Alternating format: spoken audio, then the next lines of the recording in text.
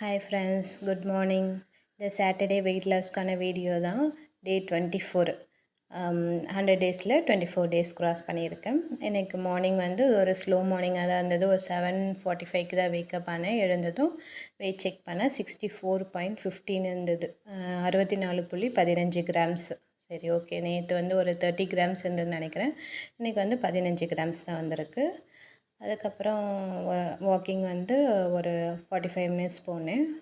Walking போயிட்டு வந்து ஒரு 6500 ஸ்டெப்ஸ் தான். எங்கள் வீட்டுக்கிட்டேயே தான் நடந்துட்டு இருந்தேன்.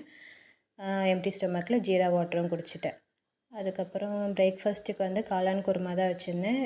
இட்லியும் காளான் குருமாவும் அதை 2 எடுத்துக்கிட்டேன். காளான் கொஞ்சம் நிறையவே எடுத்துக்கிட்டேன். காளான் வந்து வெயிட் லாஸில் இருக்கும்போது உடம்புக்கு ரொம்ப நல்லது.